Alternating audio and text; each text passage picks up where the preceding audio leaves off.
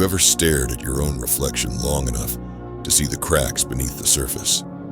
Felt that tremor of shame when you recall a single failure replaying itself like a broken holovid? That was the crucible into which Prince Zuko was plunged. A son stripped of status, hunted by his own father, driven by a single metal-bound decree: capture the Avatar and reclaim your honor. In that crucible, Zuko discovered the heart of Viktor Frankl's insight. He who has a why can endure any how. His suffering gave him a why, but it was a fractured mirror of his father's will, not his own. Only when he reframed his suffering as the raw material for self-authored purpose did his will harden into something unbreakable. Psychologically, Zuko's exile triggered acute identity crisis, what Erik Erikson called role confusion. Stripped of the Fire Lord's imprimatur, he wandered the Earth Kingdom with a scar that burned as fiercely as his inner turmoil.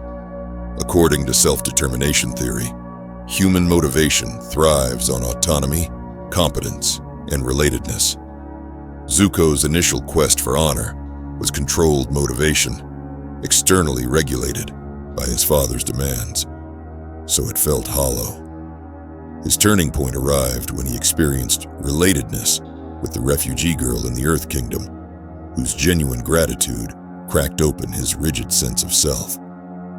That moment exemplifies Desai and Ryan's leap from controlled to integrated motivation. Zuko's purpose shifted from I must to I choose, and with that choice came a profound sense of agency. Yip Yun Iroh whispered at first, "It is important you draw wisdom from many places. If you take it from only one place, it becomes rigid and stale." Zuko internalized this polyvocal wisdom, studying waterbenders' adaptive flow and earthbenders' grounded resilience, blending their insights into a composite self that transcended Fire Nation dogma. Cognitive behavioral theory calls this schema-updating. He replaced the maladaptive belief, "my worth depends on imperial favor," with "my worth is defined by my actions toward others." In practice, he scrawled on charred temple walls, "What is honor if it requires injustice?" That question became his mantra. Each time it surfaced, he halted the rerun of past shame and reframed his next move around service, not subjugation. Zuko's metamorphosis mirrors Joseph Campbell's hero's journey.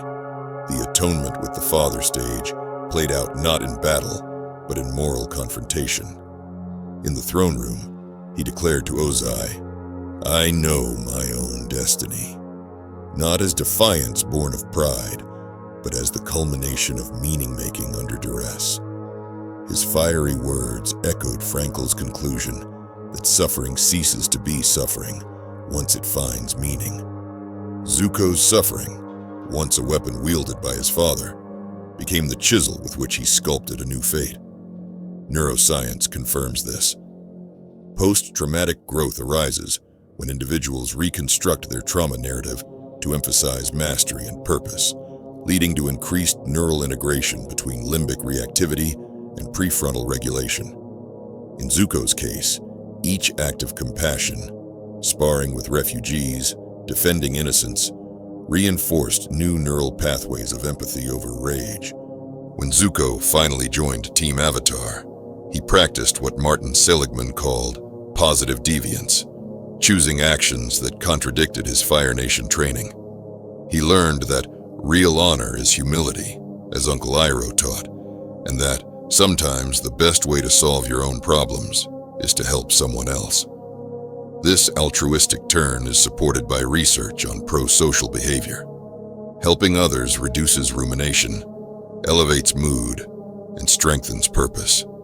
In Zuko's final duel against Azula, his restraint, choosing not to kill his sister, demonstrated full internalization of this principle. He had transcended binary appraisals of self and other, integrating compassion into his conception of strength. Even in his final scene, when he stood at his father's throne and declared, I will only fight for those who need my help, we see the full arc of meaning-making, suffering converted into ethical leadership. His story resonates with Frankl's logotherapy toolbox: find meaning through work, reforming the monarchy; love, reconciling with aunt and uncle; and courage in hardship, accepting the burden of rebuilding. Zuko's journey teaches us that purpose is not a trophy won, but a practice cultivated when we interrogate our own pain and forge it into a beacon for others. So when your own failures echo through the corridors of sleepless nights, when the sting of betrayal or the weight of unmet expectations threatens to paralyze you, remember Zuko's path. Sit with your suffering until you can map its contours. What beliefs do you cling to? Which wounds keep you locked in old roles? Then, like Zuko, reforge your narrative.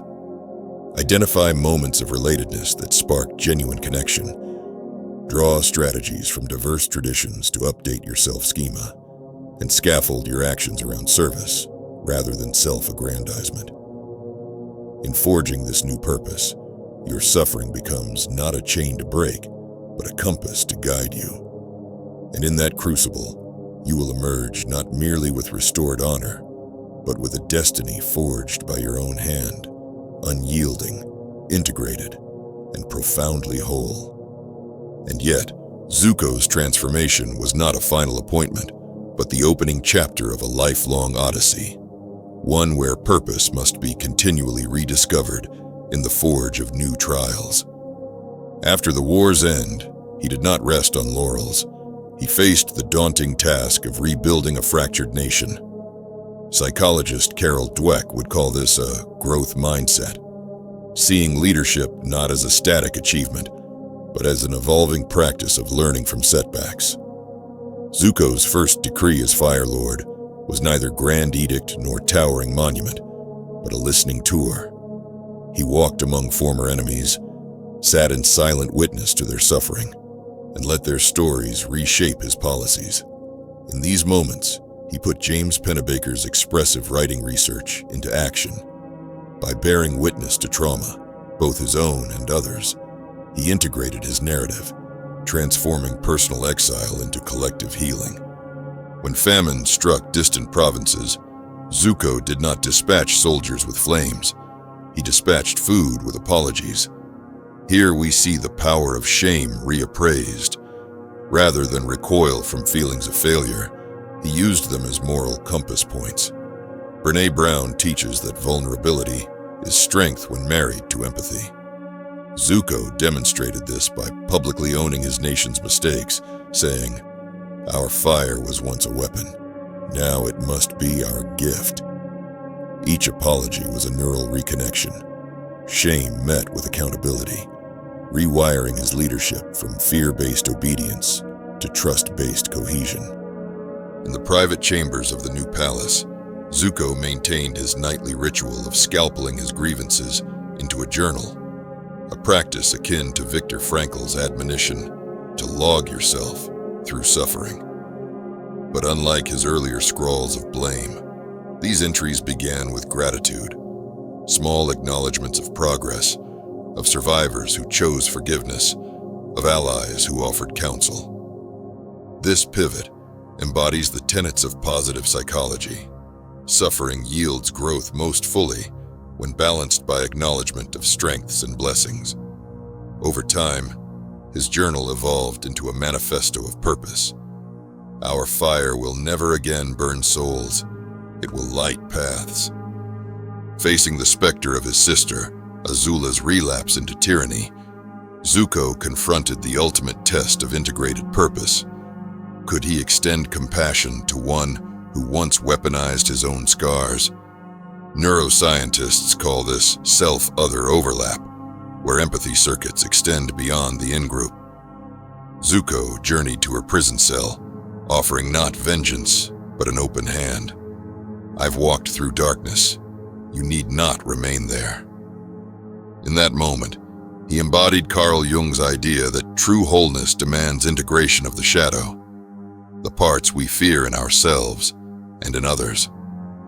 By inviting Azula into his vision of healing, he demonstrated that purpose born of suffering can transcend vengeance and transform broken souls. For you, the lesson is clear.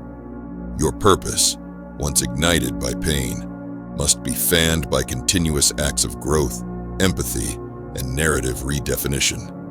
When you face institutional inertia or systemic crisis, don't simply wield authority. Listen. Create forums where dissent is welcomed, and let the voices of the wounded guide your strategy. When personal betrayal tempts you to harden your heart, practice guided compassion. Imagine the betrayer as a wounded child reacting in fear. Then let your response be a bridge rather than a barrier. And when the shadows of your past catch you unawares, return to your journal of purpose. Note how far you've come. Then set new challenges that stretch your capacity for service. Zuko's ultimate triumph was not in victory over a tyrant or rule over a reunited empire, but in the ongoing alchemy of suffering into purpose, a process as vital today as it was in the world of bending elements. Every scar you carry, every wound you nurse, can be the hammer and anvil upon which your legacy is forged. As you move forward, remember his final words to Aang. Imperfection is eternal, but so is the chance to rise again. In that paradox lies true freedom. Your purpose need not be perfect, only persistent. Let your suffering guide you, but never confine you. Let your empathy expand you, but never dilute your resolve. Let your narrative, like Zuko's, remain open to revision, so that every new chapter deepens the purpose that suffering first revealed.